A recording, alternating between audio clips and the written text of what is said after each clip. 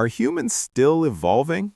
In just the last 20,000 years, our brain size has actually shrunk, lactose tolerance has increased, and wisdom tooth issues are on the rise. All these signs show that human evolution is far from over. Recent discoveries, like new blood vessels, bones, and even organs, prove this point even further. But meanwhile, your sperm is quietly staging a rebellion. With every cell division, more copy-paste errors pile up. The sperm mutation rate in a 35-year-old man is double that of a 25-year-old. Older father's sperm could be putting the health of the whole human race at risk. But here's what's even crazier. 1 in 4 babies worldwide today is born via C-section. Big-headed babies who wouldn't have survived before can now live full lives. Diabetes genes are also being passed down generation after generation. Could the medical tech saving us actually be making our gene pool weaker? Now, don't be so quick to say bad genes should be wiped out. Some bad genes are actually life-saving tools. Take the sickle cell gene, carried by many in Africa. Yes, it causes illness, but it's also a shield against deadly malaria. Think about it. If another ice age hits, cold-resistant genes become pure gold. If a massive plague strikes, disease-resistant genes are your guardian angels.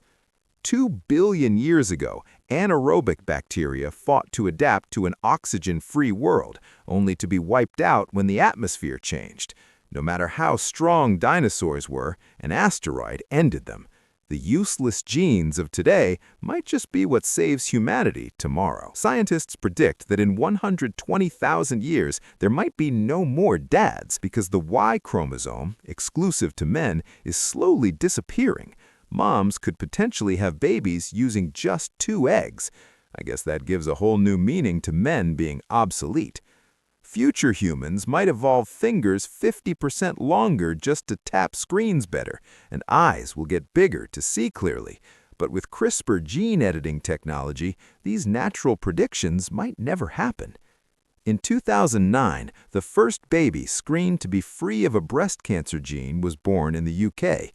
Today, for $200,000, you can essentially order your child's hair color and eye color. In the future, rich families might custom-build genius athletes, while poor children are born stuck with hereditary myopia or diabetes. When you can't stop scrolling on your phone, craving fried chicken, or staying up late, don't blame yourself. It's because your body is still running on caveman hardware. Our ancestors from 10,000 years ago needed to overeat to store fat for the next famine. Now, that same instinct makes us gain weight just from bubble tea. Back then, you had to be alert for predators at all times. Now, it just makes us lose focus in class. We barely do manual labor anymore, yet our spines and necks are constantly failing us. Worse yet, men spend their whole lives struggling with primal sexual drives and anxiety over performance. Human babies are born so helpless they can't even lift their own heads. Moms have to take leave to care for them, which leads to workplace discrimination. We're literally dragging a 10,000-year-old body through a 21st century world.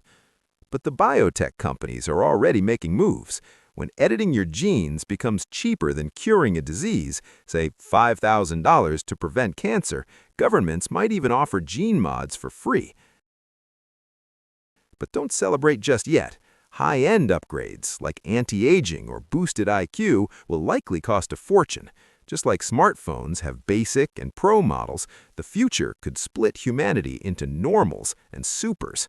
What's scarier is that the UK started this trend back in 2016. Now, thousands of labs worldwide can edit genes. 23 US states have already lifted restrictions.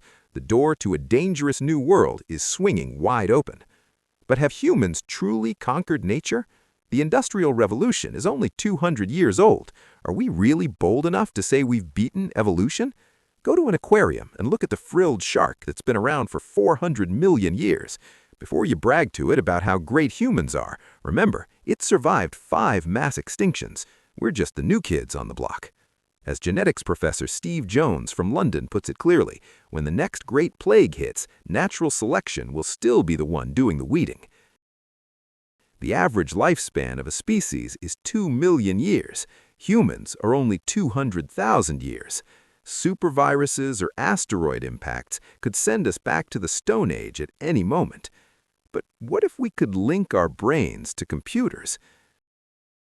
The human brain has 86 billion neurons. Turn those neurons into a super CPU, weave 100 trillion neural connections into a network, and our consciousness could achieve immortality in the cloud. But this massive gamble is based on one big illusion, that humans have escaped natural selection.